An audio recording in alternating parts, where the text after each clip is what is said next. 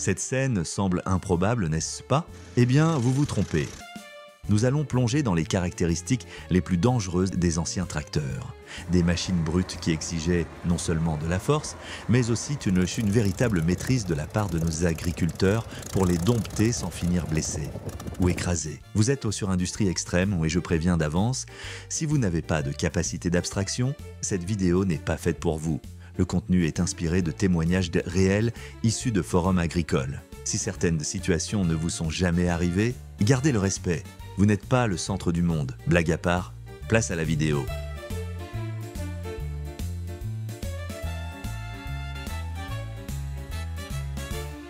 Avant l'arrivée des démarreurs électriques, démarrer un tracteur comme le Fordson Model F demandait de la force et du courage. Tout se faisait à la main, avec de grandes ailes volants exposées ou des manivelles. Ingénieux à l'époque, certes, mais terriblement risqué.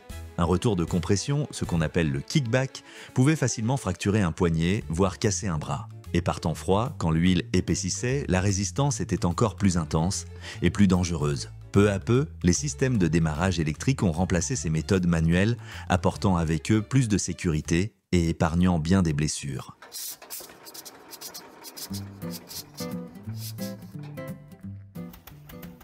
Avant que les systèmes hydrauliques ne deviennent la norme, des tracteurs comme le John Deere Model D utilisaient des poulies à courroie pour transmettre la puissance à des outils comme les presses à foin ou les broyeurs. Pratiques à l'époque, mais extrêmement dangereux. Ces courroies tournaient à grande vitesse et il suffisait d'un instant d'inattention, une manche mal attachée, une mèche de cheveux, pour que tout soit aspiré brutalement. Et ce n'était pas tout. Les arbres de prise de force, les fameux PTO, étaient souvent laissés complètement à découvert. Sans aucune protection, ils ont causé une multitude d'accidents, jusqu'à ce que la réglementation impose enfin des dispositifs de sécurité obligatoires.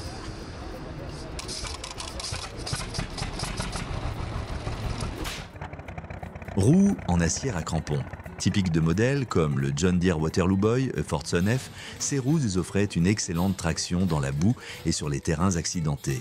Mais à quel prix? Les dents acérées pouvaient accrocher des vêtements ou des membres, provoquant des accidents graves. Et sans aucun amorti, chaque secousse se répercutait directement dans le dos de l'opérateur, accentuant la fatigue et le risque de perte de contrôle. Avec le temps, les pneus en caoutchouc ont remplacé ces reliques dangereuses. Plus de confort, plus de stabilité et surtout, plus de sécurité pour ceux qui vivaient à la dure réalité des champs au quotidien.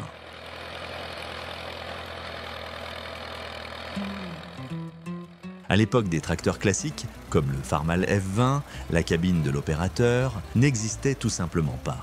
Pas de protection latérale, pas de ceinture, aucune structure de sécurité. Juste un siège exposé et beaucoup de courage, un simple trou dans le sol ou une manœuvre mal calculée. Et l'opérateur pouvait être projeté au sol, voire pire, se retrouver sous sa propre machine. Et ce n'était pas tout. Soleil brûlant, pluie battante, vent glacial, tout arrivait en pleine face, sans aucune protection. Au fil du temps, les constructeurs ont compris le message, sécurité et confort ne sont pas des options. Des sièges à suspension, des plateformes renforcées, puis des cabines fermées avec arceaux de sécurité ROPS sont apparus. Une évolution discrète, mais qui a sauvé de nombreuses vies dans les champs. Conduire un tracteur comme l'Alice Chalmers WC, ce n'était pas juste une question de savoir-faire, c'était une affaire de force physique. Sans direction assistée, chaque virage demandait tout le poids du corps. Et il suffisait d'une racine ou d'une pierre pour que le volant tourne violemment, tordant le poignet de l'opérateur, parfois jusqu'à la fracture. Ces systèmes rudimentaires exigeaient une vigilance constante et des bras solides. Ce n'est qu'à partir des années 50 et 60 que l'arrivée de la direction hydraulique a changé la donne, rendant la conduite plus douce, plus sûre et bien moins risquée. Une avancée technique qui a transformé la prise en main du tracteur et épargné bien des blessures.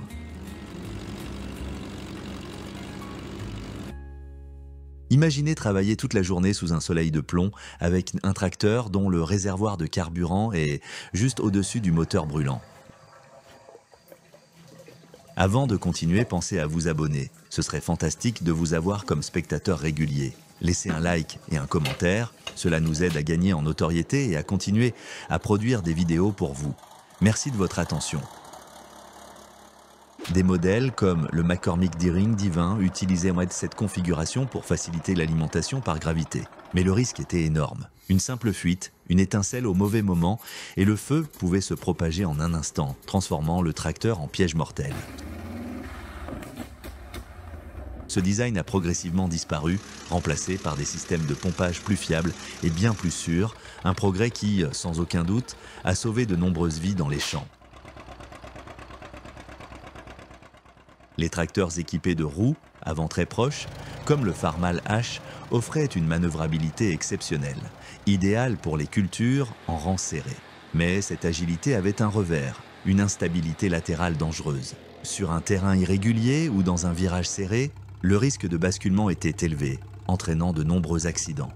Avec le temps, les constructeurs ont adopté des essieux avant plus larges comme norme, améliorant considérablement la stabilité et réduisant les risques pour les opérateurs. À l'époque du Farmal Regular, changer de vitesse n'avait rien de simple. Sans boîte synchronisée, l'opérateur devait maîtriser la double débrayage ou s'arrêter complètement pour passer une vitesse. Imaginez ça en pleine montée, sous pression, avec un engin chargé. Un mauvais changement de vitesse et le contrôle est perdu. De nombreux accidents sont survenus ainsi, surtout avec des conducteurs peu expérimentés. Ces machines demandaient du sang-froid, de l'adresse et des nerfs d'acier. Les tracteurs comme l'Alice Chalmers C ou le Minneapolis Moline R semblaient robustes, mais ils cachaient un ennemi silencieux, un centre de gravité trop élevé. Sur un terrain en pente, un mauvais réglage des roues arrière ou l'absence de lestage suffisait pour faire basculer la stabilité vers la tragédie. Les renversements étaient de fréquents et souvent mortels. Ces machines exigeaient une vigilance totale, car une simple erreur pouvait coûter la vie.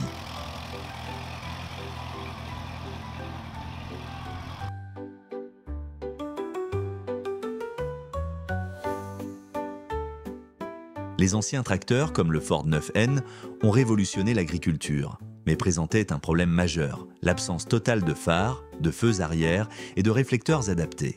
De nuit ou par brouillard, ces géants devenaient presque invisibles sur les routes rurales, augmentant considérablement le risque de collision ou de renversement. Et n'oublions pas, à l'époque, ces machines étaient une nouveauté. Même si elles semblent faciles à piloter aujourd'hui, les agriculteurs de l'époque étaient bien moins expérimentés et travaillaient de longues heures. La fatigue, combinée à une mauvaise visibilité, créait un terrain parfait pour les accidents. Si vous avez aimé cette vidéo, laissez un petit pouce et abonnez-vous si ce n'est pas déjà fait. Et surtout, ne manquez pas notre vidéo sur les 15 entreprises qui produisent les tracteurs les plus puissants du monde actuel. À bientôt sur Industrie Extrême.